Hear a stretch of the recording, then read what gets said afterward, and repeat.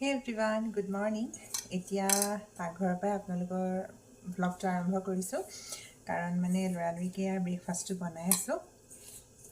এয়া ৰুটি মানে আটাটো সানি লৈছোঁ পটাপট, তাৰপাছতে এইফালে ভাজিও বনাইছোঁ, জিকা আলু ভাজি। আজি মানে পটাপট ব্ৰেকফাষ্টটো কেলৈ বনাইছোঁ, মোৰ মানে এফালে যাবলগীয়া মানে কি আৰু পাৰ্লাৰলৈ যাবলগীয়া আছে, সেইকাৰণে বোলো পটাপট ব্ৰেকফাষ্টটো বনাই লওঁ।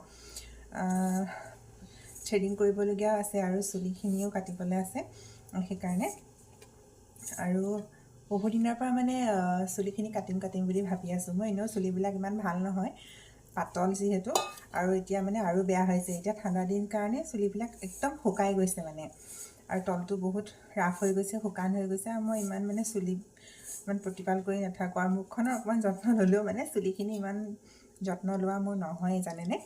সেইকাৰণে মানে চুলিবোৰ ইমান এটা ভালো নহয়, সেইকাৰণে বোলো আজি কাটি আহিমগৈ চুলিখিনি। তাৰপাছতে থ্ৰেডিংটোও বহুত দিন পৰা নাই, থ্ৰেডিঙো কৰিবগৈ লাগিব।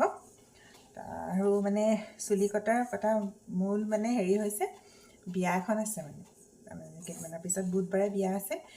সেয়াই আৰু বিয়াখনৰ কাৰণেও মানে চুলিকেইডাল কাটি লওঁ বুলি ভাবিছোঁ।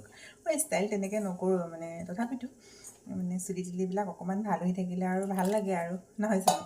বিয়া চিয়া খাবলৈ গ'লে অকণমান ধুনীয়া হৈ যাবলৈ মন যায় আৰু সেয়াই। সেইকাৰণে বোলো পটাপট ব্ৰেকফাষ্টটো বনাই লওঁ। ঠিক আৰু দিনটো দেখুৱাই থাকিম, চাই থাকিব দেই ভিডিঅ'টো শেষলৈকে। এয়া মোৰ ওলাই মেলি হৈ গ'ল, পটককৈ পাৰ্লাৰৰ পৰা আহোঁগৈ। খালি আমাৰ মুনু মাইনাহে হৈছে নাই হয় জানো, পটককৈ চাই লওঁ ব'লক। হ'লনে দেহা? ৰবা হৈছে। পটাপট আঁচুৰি লোৱা চুলিখিনি, পটাপট কৰা। গৈছোঁ।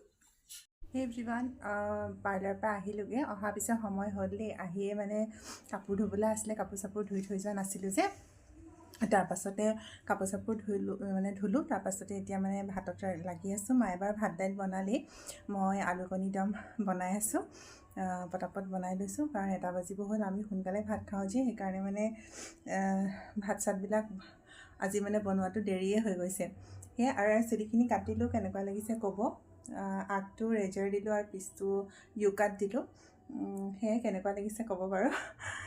মই বাৰু ভালেই দেখিছোঁ, কিন্তু চুলিবোৰ মানে একেবাৰে পাতল হৈ গ'ল যে, সেইকাৰণে মানে ইমান শ্বেপটো ধৰিব পৰা নাই চাগে আপোনালোকে।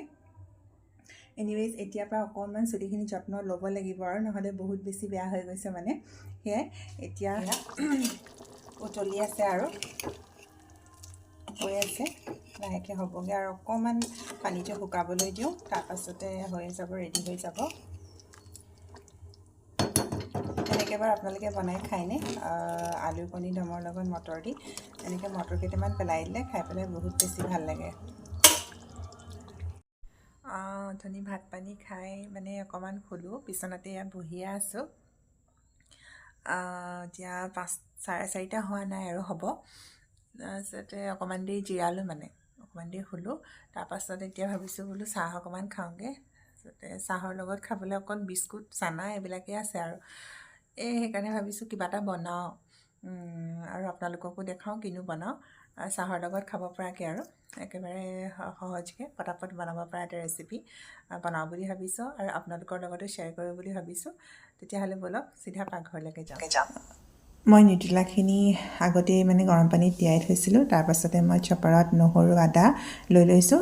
তাৰপিছত মই চপাৰতে চপ কৰি লৈছোঁ, তাৰমানে কাটি থাকিবলৈ ভাল নালাগে যে, সেইকাৰণে চপাৰতে চপ কৰি ল'লোঁ। তাৰপাছতে মই নিউট্ৰেলাখিনিও চপিং কৰি ল'ম তেনেধৰণেই। তাৰপিছত নিউট্ৰেলাখিনি এনেকৈ চপ কৰি ল'লে মানে কি সানিবলৈ বেছি ভাল হয়। নহ'লে যদি আপোনালোকে গ্ৰাইণ্ডাৰত গ্ৰাইণ্ড কৰি দিয়ে নহয়, তেতিয়াহ'লে মানে শ্বেপটো বনাবলৈ অকণমান দিগদাৰ হয়। সেইকাৰণে চপাৰতে মানে চপ কৰি ল'লে ভাল হয় আৰু। তাৰপাছত মই গোটেইখিনি এটা বাউলত ট্ৰান্সফাৰ কৰি ল'লোঁ। তাৰপাছতে ইয়াতে মই 2 চামুচ দিছোঁ বেচন, আৰু নহৰু আদাখিনি ইয়াতে দি দিছোঁ। পিছত যদি বেচন দৰকাৰ হয় মানে শ্বেপ বনাওঁতে, তেতিয়াহ'লে আৰু আপোনালোকে পিছত বেচন এড কৰি ল'ব পাৰে। তাৰপিছতে মই ইয়াতে সোৱাদ অনুসৰি নিমখ দিছোঁ, হালধি দিছোঁ, ধনিয়া গুড়ি, জিৰা গুড়ি, বাছ ইমানেই দিছোঁ। আৰু মই জলকীয়া তেনেকৈ দিয়া নাই আৰু, কাৰণ জলকীয়া দিলে মাহঁতে ইমান খাব নোৱাৰে যে, সেইকাৰণে জলকীয়া দিয়া নাই। তাৰপিছত এইখিনি মই ধুনীয়াকৈ সানি ল'লোঁ।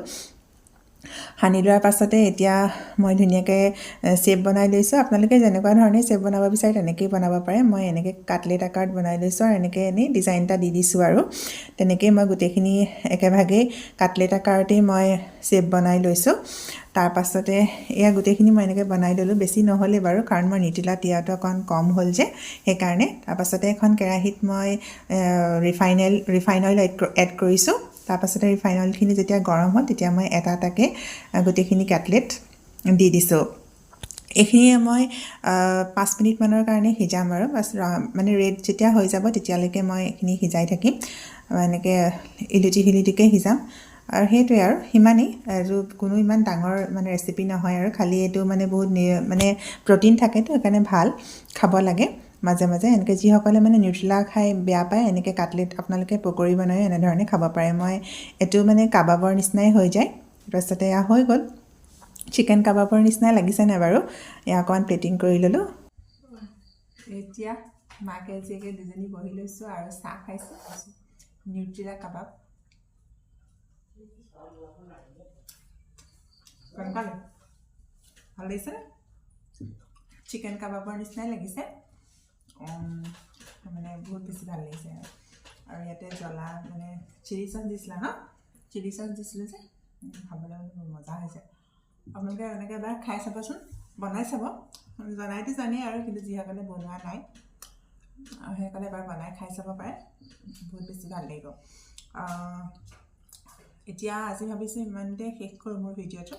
যদি আজি আপোনালোকৰ মোৰ ভিডিঅ'টো চাই ভাল লাগিলে তেতিয়াহ'লে প্লিজ লাইক এটা কৰিব, শ্বেয়াৰ কৰিব আৰু তলৰ কমেণ্ট ছেকশ্যনত কমেণ্ট কৰি যাবলৈ নাপাহৰিব যে আজি আপোনালোকৰ মোৰ এই ভিডিঅ'টো কেনেকুৱা লাগিলে। তেতিয়াহ'লে পুনৰ লগ পাম অন্য এটি নতুন ব্লগৰ সৈতে। আজিলৈ আহিছোঁ, বাই বাই।